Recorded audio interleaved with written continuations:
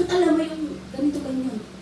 Sabi ko, ma'am, syempre po, kasi ako po yung taong tumutulong sa kanya. Paano po niya maiikot yun? Hindi naman siya marunong mag-ikot.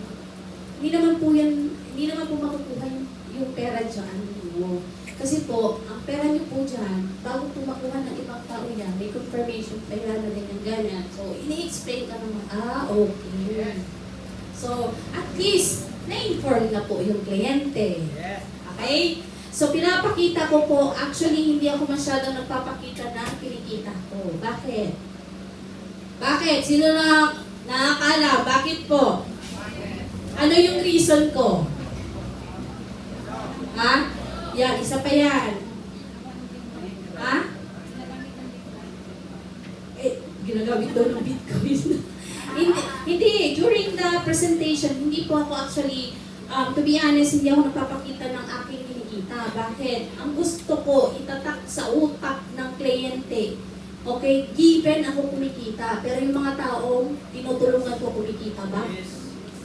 So yun ang inaano ko sa kanila, yung mga taong under ko, na pinapakita ko magkano na yung income, kailan sila nag-start. So mas mahalaga pa rin yung mga taong tinutulungan mo kasi ang goal naman po natin dito is makatulong sa ibang tao. Diba? So yun po yung pinapakita ko. Hindi ako masyadong nagpapakita ng kinikita ko.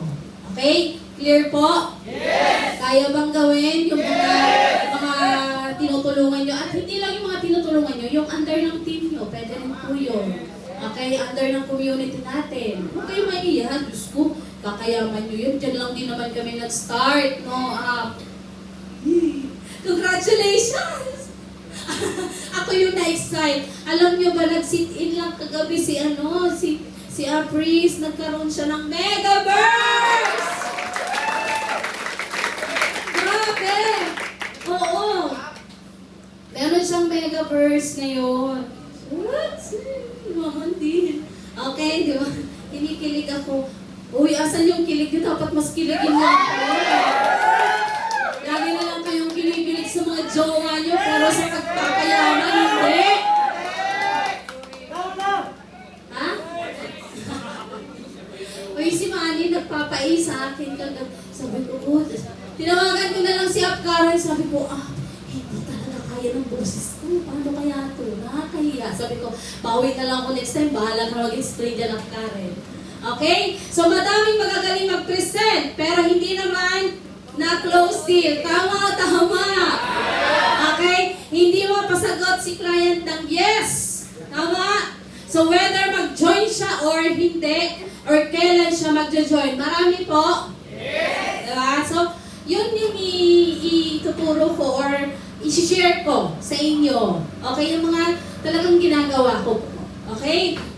So, syempre, okay, ito yung mga questions na pwede niyong gamitin. Hindi ko naman actually, hindi ko alam kung effective ba sa inyo or so what, ha?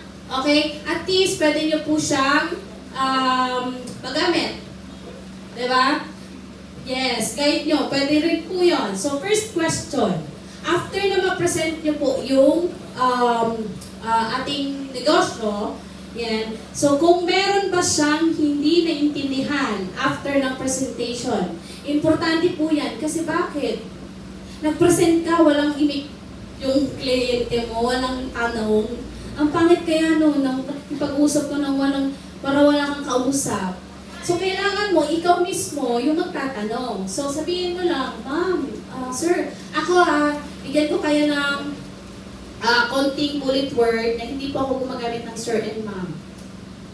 Okay? Kasi, ewan ko lang, kasi inunahan ko ng mami, daddy, tito, tita, ate, ganon. As family, para maintindihan niya na hindi lang business partner yung turing ko sa kanya. Okay? So, pwede niyo pong gamitin. Kaya po nauso dito ang mami, daddy, dahil po sa akin yun. Okay? Nung nauso, yung sistema ni Apoy, ang ginagamit ko lagi, mami, daddy, hindi po ako nagagamit ng sir, ma'am. Okay po, pwede niyo pong gamitin, malay natin. Pero tanungin niyo muna, okay lang ba na tawagin kitang mami? Or ano po yung pwede itawag sa'yo, tita? Ganon. So, pwede niyong i-ask yung kliyente niyo, no? So, Mami, meron ka bang hindi naintindihan sa presentation ko? So, syempre, sasagot yun. Tama? So, kaya minsan kasi, hindi nakakapag-decide ang clients kasi hindi siya naintindihan or may part na medyo malabo sa kanya. Tama or tama? Kaya hindi po nakakapag-decide yung kliyente mo. So, kailangan ikaw magtatanong. Hindi naman yung kliyente mo yung, minsan kasi may ganon. Diba? May kliyente na medyo tahimik lang, pero pag tinanong mo, sumasagot naman siya. So, yun. Yan yung reason kung bakit hindi nakakapag-close deal. Meron part na gusto niyang i-clarify, kaya hindi siya makapag-decide. Tama or tama? Okay? Kung meron man, balikan mo yung part na yun. Okay? Balikan mo yung part na yun. Pag tinanong mo yung kliyente mo, babalikan mo lang naman yung tanong, at babalikan mo din naman yung sagot sa kanya. Okay? Kaya huwag kayong matakot kung alam niyo yung sagot. Huwag kayong matakot. Alam niyo pag-aralan niyo talaga yung negosyo. Okay? So kung wala naman ang lahat na intindihan niya, you can proceed to your next question. Okay po? Actually, 4 na question lang po yan.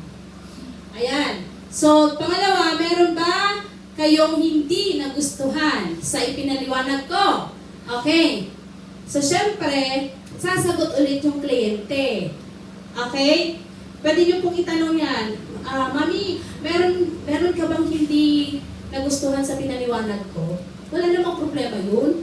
Nagtatanong ka lang naman. Okay? So, minsan kaya hindi nakakapag-decide dahil baka meron tayong nasabi na medyo offend ang clients at di niya nagustuhan kaya di nakakapag-decide. Tama or tama? Meron po ganyan. Kaya dapat aware din po tayo sa mga wordings na ginagamit po natin. Dapat may mga proper wordings tayo ginagamit. Lalo naman pag mga professional kausap mo.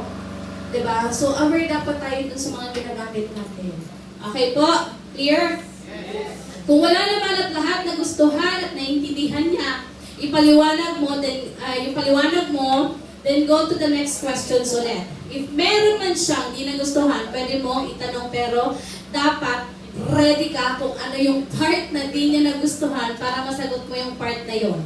Okay? So, syempre, pag hindi, halimbawa, magsasabi ng totoo yan okay? Pag nagsabi ng totoo yan, syempre, alam mo kung anong isasagot mo sa kanya. Alam naman hindi mo alam yung sinabi mo sa kanya kanina. Di ba may mga ganon, may na-offend na kliyente.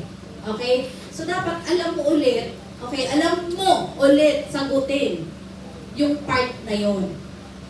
Kaya ba gawin? Yes! Alam ko hindi Yan. So, pangatlo, sa mga pinaliwanag ko, ano ang nakikita mong dahilan para hindi ka mag-join sa negosyo natin? Thinking nyo is negative. Tama? Diba? Kasi nagtatanong kayo, nung unahan mo na agad Diba? Sa tanong na yan,